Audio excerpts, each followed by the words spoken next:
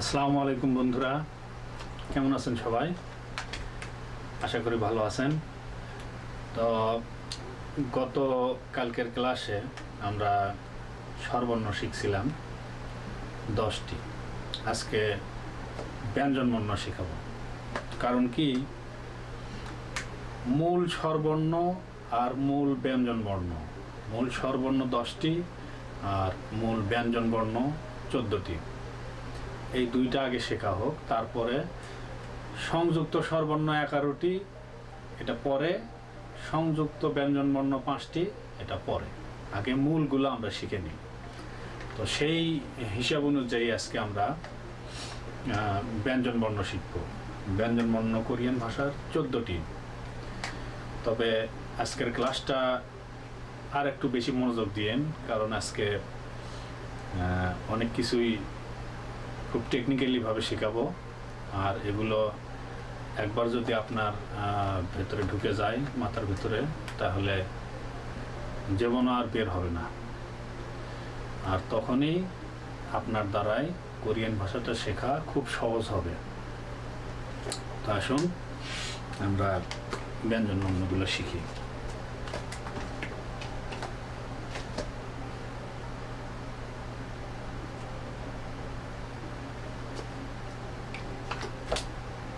এটাকে কোরিয়ান ভাষার গিয়ুক বলা হয়। গিয়ুক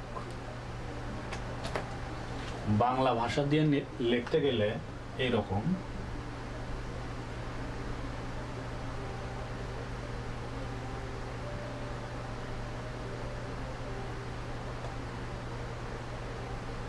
গিয়ুক।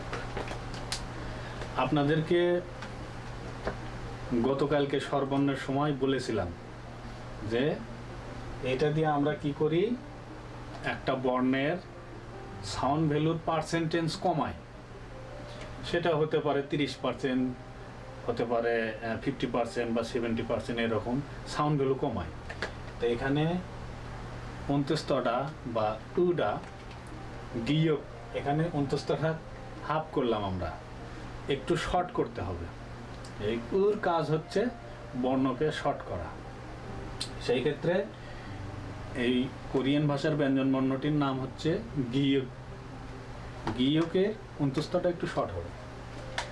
তো গিয়কটা লিখলাম কিভাবে, আমরা বেসিক টান লম্বা দিকে দিয়ে এই দিক থেকে একটা টান দিয়ে গিয়ক হলো। গিয়ক,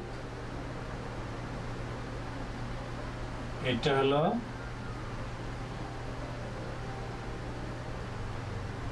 নিয়ন। গিয়ক, নিয়ন। এইবার হলো, লেখাগুলো ভালো করে দেখুন। এইবার হচ্ছে এটা দিগত।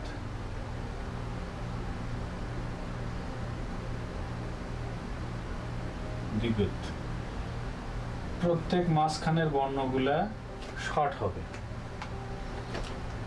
প্রত্যেক মাঝখানের বর্ণগুলো কি হবে, শর্ট হবে। গিয়ক, নিয়ন, দিগত, রিয়েল। এই রিয়েলটা দেখেন, যদিও দেখতে জেড এর মতো, কিন্তু জেড না। এর কোনাকানিগুলো ভালোভাবে খেয়াল রাখবেন।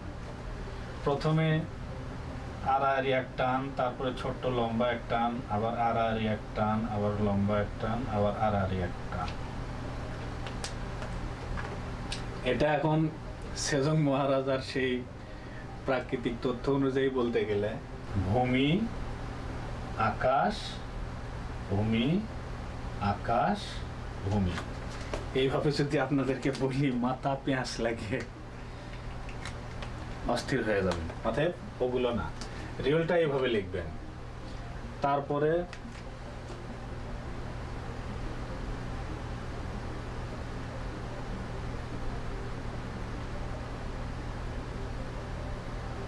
রিয়েল। গিয়ক, নিয়ন, দিগত, রিয়েল। তারপর মিয়ম।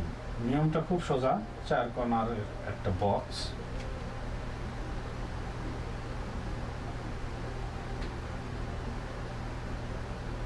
মিয়ম।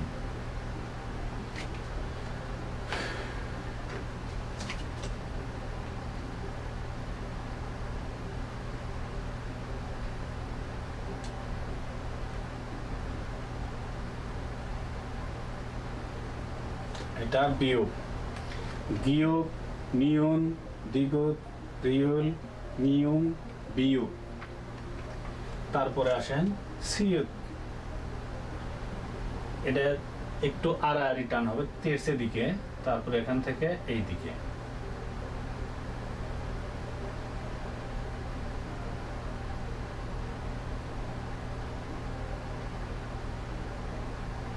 সিয়ত। গিয়োগ, নিয়ন, দ্বিগত, রিয়ল, মিয়ম, বিয়োগ, সিয়ত।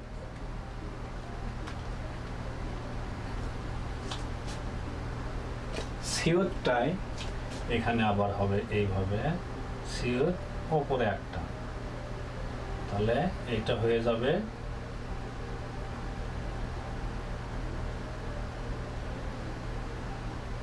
জিয়ত। আবার জিয়ত লিখলেন, লিখে ওপরে ছোট্ট একটা টান, এটা হলো ছিয়ত।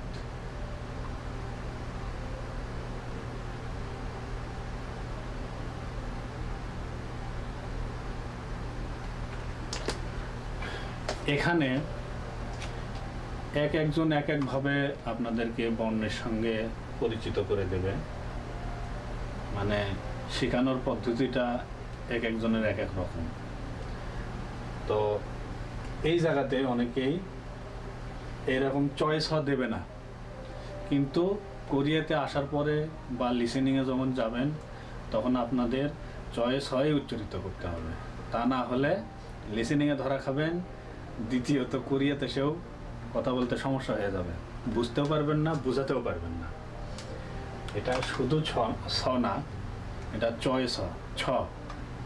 যেমন ছিমা মানে স্কার্ট, মেয়েরা যে স্কার্ট পরে ওটাকে ছিমা বলে, বা ট্রেন, যেটা আমরা ট্রেন বলি, ট্রেনের কোরিয়ান হচ্ছে খিচ্ছা।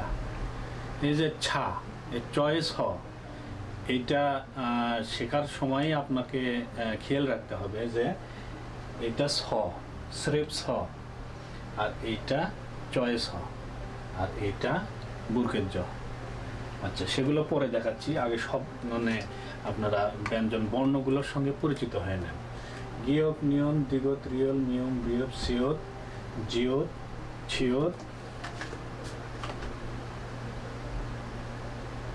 খিয়ক। গিয়কের মতোই মাঝখানে একটা কাটার টান হবে, তবে ইংরেজির 7 না, এটা খিয়ক।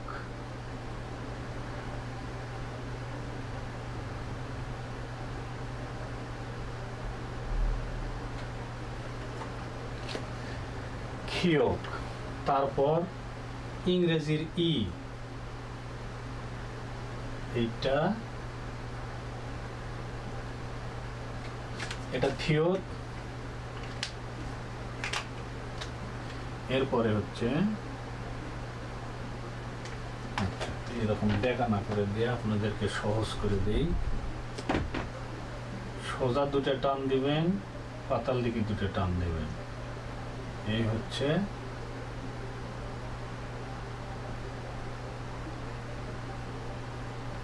ফিও।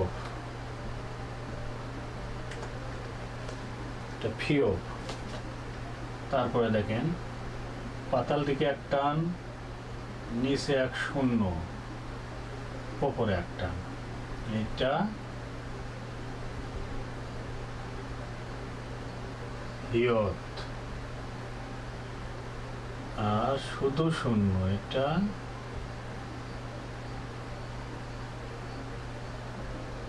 ইয়ং। এই পর্যন্ত মোটামুটি ক্লিয়ার তো? দেখেন একবার উচ্চারণ করি।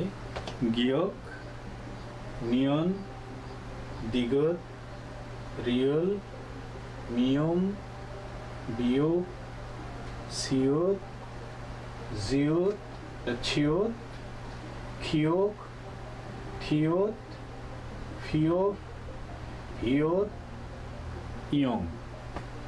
তাইলে মোটামুটি 14টা ব্যঞ্জন বর্ণ আমরা এখানে দেখলাম। এখন এই ব্যঞ্জন বর্ণগুলোতে বাংলা ভাষায় কোন ব্যঞ্জন বর্ণ থেকে কোন বর্ণ থেকে বাংলা ভাষার আমরা কোন বর্ণটি পাবো, এই জিনিসটা জানার জন্যে আমাদের ছোট্ট একটা কাজ করতে হবে। সেইটা হলো, দেখুন খুব সহজে আমি দেখে দিচ্ছি, আপনারা একবার ভালোভাবে খেয়াল করলেই বুঝতে পারবেন যে এর মধ্যে কি আছে, এর মধ্যে কি কি বর্ণ আছে বাংলা ভাষা, বা এখানে কি কি বর্ণ আছে, একদম ক্লিয়ার। খুব সীমিত সময় আমি বলে দিচ্ছি। দেখেন, আপনারা আগে এইভাবে লিখে নেবেন। আগে পুরোটা, এখানে জায়গার স্বল্পতার কারণে 2 লাইন করছি, আপনারা পুরোটা 1 লাইনে লিখে নেবেন। লিখে নিয়ে তারপরে এইরকম করবেন, মাঝখানের অক্ষরগুলো এক টানে কেটে দিবেন, এক টানে কেটে দিবেন, দিয়ে ইয়ং এর জায়গাতে এসে হর্ষইটাকে এইভাবে কেটে দিবেন। এই সম্পূর্ণ ক্লিয়ার। এখন গেয়কটার ক্ষেত্রে একটু ভিন্নতা আছে, এটা আমি পরে বুঝাচ্ছি। নিয়ম, কোরিয়ান ভাষার 2টা মানে বর্ণ বসার ক্ষেত্রে 2টা স্তর আছে, একটি হচ্ছে উপরে, একটি হচ্ছে নিচে। এই ক্লাসটা পরে পাবেন আপনারা। নিচে বসাকে বাচ্চিম বলা হয়। তো এই উপরে বসলে, এই নিয়মটা উপরে বসলে কি হবে, নিচে বসলে কি হবে। যেমন ধরেন উপরে নিচের বিষয়টা এইরকম।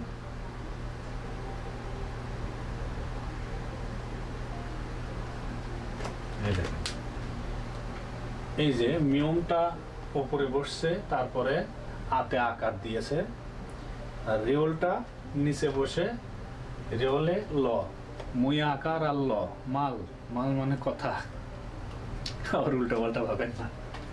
আচ্ছা, তারপরে তাইলে এই যে মাঝখানের অক্ষরগুলো কেটে দিলেন, তারপরে কি থাকলো, 2 সাইডের 2টা সারি থাকলো। এখন এইটা হচ্ছে আপনার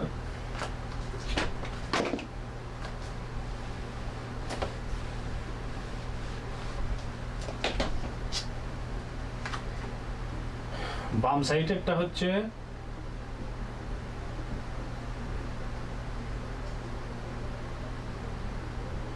উপরের সারি, ডান সাইডেরটা হচ্ছে নিচের সারি। উপরের সারিতে নিয়ন বসলে দন্তন্য হয়, যেহেতু আর 2 সাইডেই দন্তন্য, অতএব এই নিয়নটা যেখানেই বসুক এই দন্তন্য, বাংলা ভাষার দন্তন্য। দিগত, দিগতটা দেখেন, উপরের সারিতে যদি বসে তাইলে কি হবে, দ হবে, আর নিচের সারিতে যদি বসে তাইলে ত হবে। রিয়েল, উপরের সারিতে বসলে র হবে, নিচের সারিতে বসলে ল হবে। এই যে দেখেন, নিচে বসছে, যার কারণে কি হয়েছে, ল হয়েছে। এই রিওলটার মধ্যে 2টা, মানে বাংলা ভাষার 2টা বর্ণ আছে, ল আর র। তো এইরকম প্রত্যেকটাতে দেখেন 2টা করে আছে। আচ্ছা, তারপরে মিয়ম, উপরে বসলেও ম, নিচে বসলেও ম। বিয়োগ, উপরে বসলে ব, নিচে বসলে প। সিয়ত, উপরে বসলে স, আমাদের আর কি দিনতার স যেটা বলি আমরা বগুড়ার ভাষায়, আপনারা কি বলেন জানি না। নিচে বসলে ত। জিয়ত, জিয়ত উপরে বসলে বুরকের জ, নিচে বসলে ত। এই হিসিকার টিসিকার এগুলো গ্যারান্ট করবেন না, মূল বর্ণটা এটাকে ধরবেন। এই যে এটা এই রিওলের র, মিয়মের ম, বিয়োগের ব, এই হিসিকার ধরেন না এগুলো। এটা ছ, এটা উপরে বসলে ছ, এটা যদি নিচে বসে তাইলে ত। খুব মনোযোগ দিয়ে ক্লাসটা শিখে নেন। আপনার এর উপর বেসিক, মানে বিশেষ করে আপনাকে আমি সামনের দিকে আগাতে পারবো। এই ক্লাসটা যদি আপনি সঠিকভাবে মাথায় ঢুকাতে না পারেন তাইলে সমস্যা হয়ে যাবে আপনার সামনে। তো সবগুলোতেই দেখেন, এটা খিও, খিও উপরে বসলেও খ, নিচে বসলেও খ, যেহেতু আর 2 সাইডেই খ আছে। খিও উপরে বসলে থ, নিচে বসলে ত। ফিও দুইটাই ফ, মানে ওপর নিচ সমান। হিউত উপরে বসলে হ, নিচে বসলে ত। চিন্তা করবেন যে ত এতগুলো কে, নিচে বসলে এতগুলো ত হয়, এতগুলো ত করে কি? এতগুলো তর অনেক দরকার আছে আপনার শব্দের অর্থকে পরিবর্তন করার জন্য। এইরকম থাকে সমুচ্চারিত ভিন্ন অর্থ, আমাদের বাংলা ভাষায়ও আছে, এদেরও আছে। এইটাই সেইটা। তো লাস্টেরটা কি? ইয়ং। গতকালকে আপনাদেরকে দেখাইছিলাম আপনার স্বরবর্ণের আগে যে শূন্যটা বসছিল, এই মামা সেইটা ইয়ং। তবে এ যখন আপনার নিচে বসে তখন যে ইয়ং হসন্ত, এইটুকু এর মানে যে সাউন্ড ভ্যালু আর কি। আর আপনার স্বরবর্ণকে পূর্ণাঙ্গ করার সময় এইটা ওই স্বরবর্ণের সঙ্গে যুক্ত হয়। আর এ একা একা বসতে পারে না, এমনিতেই নিচে একা বসতে পারে, তখন এই অনেশ্বর আর কি এইটা আপনার উচ্চারিত হবে। তো মোটামুটি ব্যঞ্জনবর্ণ এই কয়টায়। এখন সংযুক্ত ব্যঞ্জনবর্ণ আছে, ওই ক্লাসটা আমি পরে নেব। তো এইটা আগে আপনারা মুখস্থ করে নেন। এইটা মুখস্থ করে নিলে তারপরে আমি শব্দ অর্থ দেব। আজকে আরও 10টা শব্দ অর্থ দেব, আর এগুলো হবে আপনার দ্বিতীয় স্টেপের কাহিনী। তো গেয়কেরটা তো বলি নাই। গেয়কের কাহিনী হচ্ছে, দেখেন এই জায়গাটা খুবই গুরুত্বপূর্ণ। এই গেয়কের কাহিনীটা, এই গেয়কের কারণে অনেক ছেলে পেলেকে আমি দেশে অন্য জায়গায় কোচিং করে আসছে, কিছুদিন হয়তো করে আসছে, আসার পরে আমার কাছে যখন ভর্তি হয় তখন এদের এই গেয়কের যে সমস্যাটা, এটা মানে ঠিক করতে আমার বেশ কিছু সময় লেগে যায়। কারণ এরা তাদের সেই আগের কোচিং সেন্টার থেকে শিখে আসে গেয়ক গ আর কই দেয়। এই গ আর ক এই দুটা রূপই আর না, এর রূপ 3টা। দেখেন গেয়ক, আচ্ছা এই দিকে লিখি আমি। গেয়ক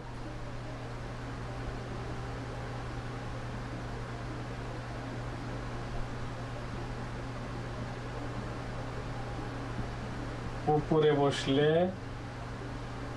উপরে না তো, উপরের 2 জায়গা হবে। যেমন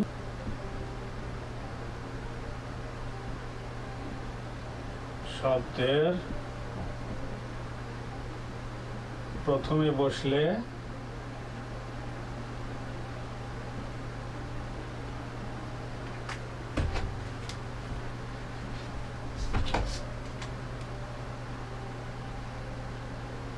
খ হয়,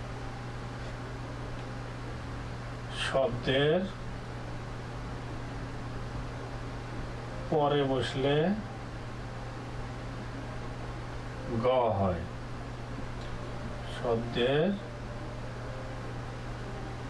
নিচে বসলে ক হয়। এইটাই একটু ব্যতিক্রম। তো এই ব্যতিক্রম জিনিসটাই অনেকেই আপনার গ আর কই শুধু মানে শিখে আসে, যার কারণে তারা খুবই সমস্যাত পড়ে যায়। যেমন কোরিয়ান ভাষার লিসেনিং ক্লাসে যখন যায় তারা অনেক ভুল করে। এই যে লেটেস্ট যে পরীক্ষাগুলো হয়ে যাচ্ছে, এখানে পাশ করে দেওয়ার মতো লোক পাচ্ছে না। কি আশ্চর্য একটা বিষয়। মানে ছেলে পেলেকে বেশ কিছু কোচিং সেন্টার এখনো আছে, তারপরে নেটেও কিছু ভাই আছে যারা এই ভুলটা করতেছে। তাদেরকে আমি অনুরোধ করব যে এই ভুলটা আপনারা শুধরে নেন। কারণ নতুন একটা ছেলে এসে সে তো এত বোঝে না।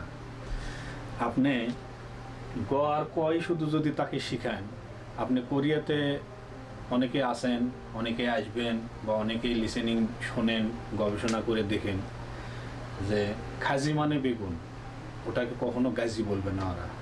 কারণ গেয়কটা যখন প্রথমে বসে তখন খর উচ্চারণ হয়, তারপরে যখন বসে তখন গয়ের উচ্চারণ হয়, আর নিচে যখন বসে তখন কয়ের উচ্চারণ হয়। এখন আপনি যদি এই জিনিসটা নতুন ছেলেপেলেদেরকে মানে ভালোভাবে না শেখাতে পারেন, তারা বিপদগামী হবে। এই যে পরীক্ষা দেয়, হাজার হাজার ছেলেপেলে পরীক্ষা দিচ্ছে, পাশ করে দেওয়ার মতো লোক পাচ্ছে না। শামসুল আলম স্যার হয়তো আবেগপ্রবণ হয়ে একটা স্ট্যাটাস দিল, আপনি স্যাড রিয়াক্ট দিয়ে ছেড়ে দিলেন।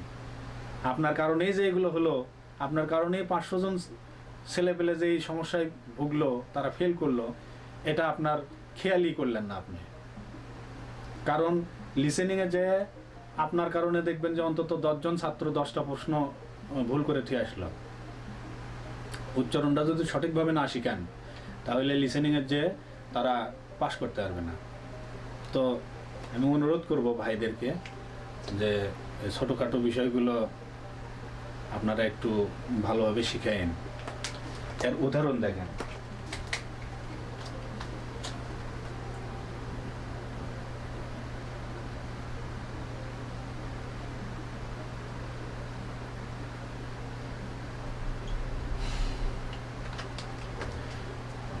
এখানে দেখেন গেয়কটা প্রথমে আসছে, শব্দের প্রথমে আসার কারণে এখানে খ হয়েছে, এটা খ হয়েছে। আর এই যে ও গতকালকে পড়ছেন ও, এই ওতে কি, ওতে ওকার। যেহেতু এখানে অসম্পূর্ণটা আপনার আসছে, মানে ব্যঞ্জন বর্ণের সঙ্গে আসছে, সেহেতু এ ওকার দেবে। খ পরে দেখেন একই জিনিস, গেও প্রথমে আসে খ হয়েছে, পরে যে গ হয়েছে। তারপরে এটা কি, হর্ষ উ, পূর্ণাঙ্গ হলে হর্ষ উ, আর অপূর্ণাঙ্গ থাকলে হসুকার, হর্ষতে হসুকার। খগু এই যে নিয়ম, উপরে গেলেও ম, নিচে গেলেও ম, এই নিয়মতে ম। আর স্বরবর্ণের প্রথম বর্ণ আ, স্বরে আ, পূর্ণাঙ্গ হলে স্বরে আ, আর অপূর্ণাঙ্গ হলে এইভাবে ব্যঞ্জন বর্ণের পাশে যখন বসবে তখন আতে আকার। কি হলো, খগুমা। খগুমা মানে মিষ্টি আলু।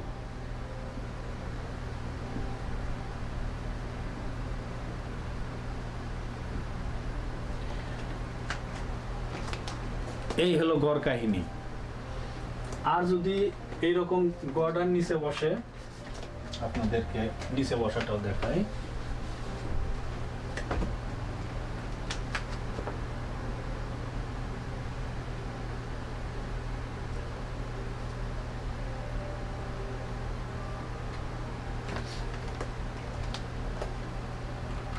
প্যাঁচ লাগলো? দেখেন এই নিচে যে শব্দগুলো বসতেছে এদেরকে বাচ্চিম বলা হয়।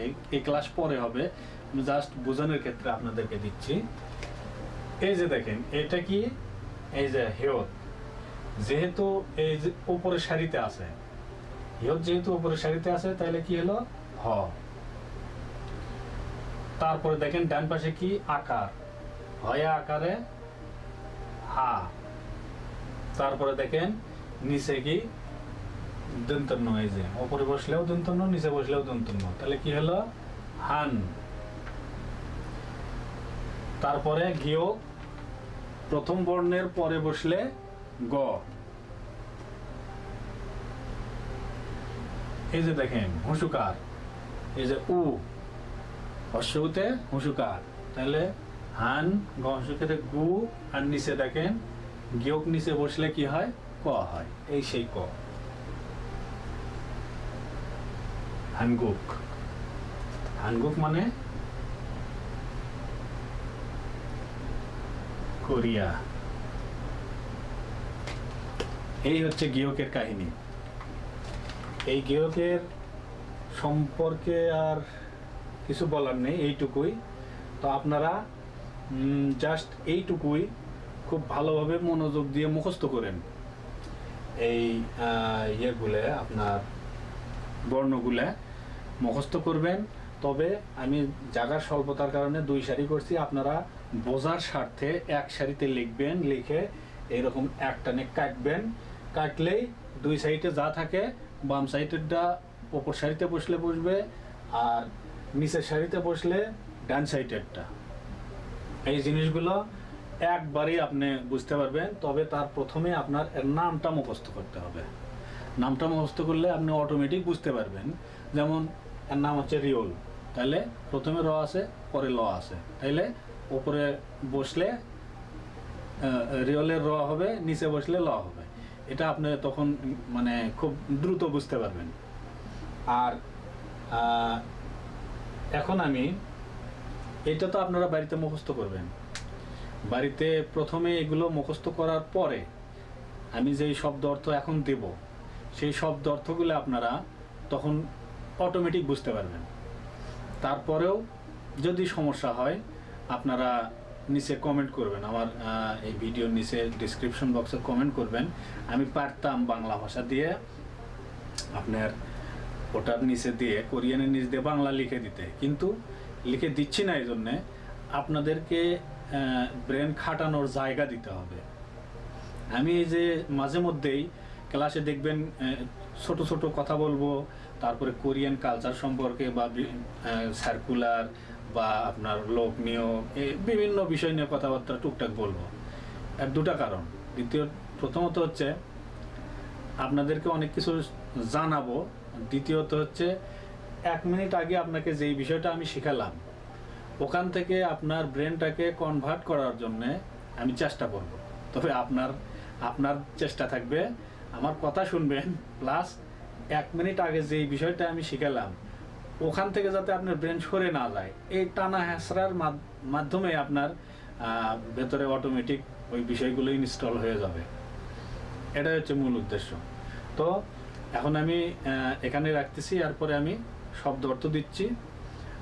আমি আশা করব যে শব্দ অর্থ সমস্যা হবে না আপনাদের। তো বন্ধুরা, এই আপনাদের এই ক্লাসের জন্য 10টি শব্দ অর্থ দেখুন, আমার সঙ্গে একবার উচ্চারণ করুন ঠিক আছে কিনা। এখানে এটা কি, গেয়ক প্রথমে বসলে খ হয়, পরে বসলে গ হয়।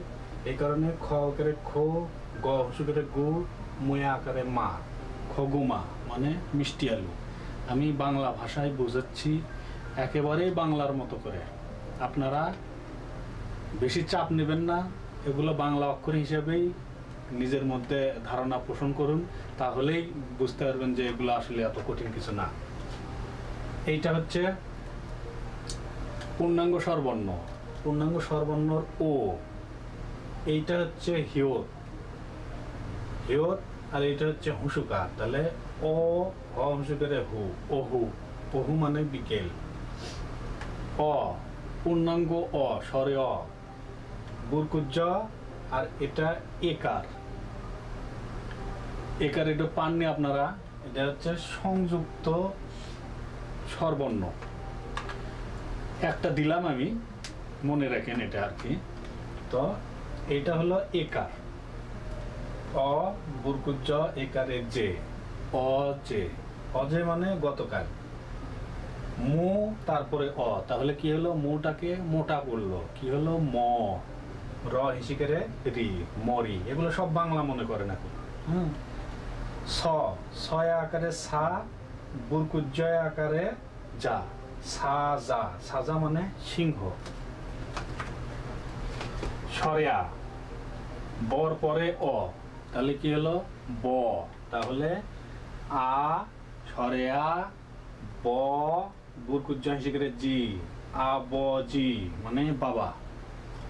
তারপরে দেখেন এটা নিয়ন, অর্থাৎ দন্তন্য, দন্তন্য আকারে না, রিওল উপরে আছে যার কারণে র। দন্তন্য আকারে না, রয়া আকারে রা, নারা, নারা মানে দেশ। মু আকারে মা, র হুসুকারে রু, মারু মানে মেঝে। খ গিয়োগ প্রথমে বসলে খ হয়, খ হিসেবে খি। এই যে চয়ে ছ, চয়ে ছ আকারে ছা, খিচ্ছা, খিচ্ছা মানে ট্রেন। খয়া আকারে খা, বুরকুজ্জ হিসেবে জি, খাজি, খাজি মানে বেগুন। এর মধ্যে মনে হয় তো সমস্যা থাকার কথা না। তারপরেও যদি বুঝতে না পারেন, আমি ভিডিওর লাস্টে বাংলা ভাষাতে উচ্চারণ সহকারে দিয়ে দেবনি। তবে আমার মনে হয় না ওগুলোর প্রয়োজন হবে। যদি বিগত ক্লাসগুলো যদি সঠিকভাবে করে থাকেন, তাহলে আমার মনে হয় না এগুলো আর বাংলা ভাষা দিয়ে আমার উচ্চারণ করে দিতে হবে। তারপরেও আমি দিয়ে রাখবো, যদি প্রয়োজন হয় ওখান থেকে দেখে নেবেন। আর এই শব্দ অর্থ 10টার উপরে পরীক্ষা হবে। পরীক্ষার লিঙ্কটা আমি ডিসক্রিপশন বক্সে দিয়ে দেব, আপনারা সেখানে গিয়ে যে পরীক্ষা দিবেন।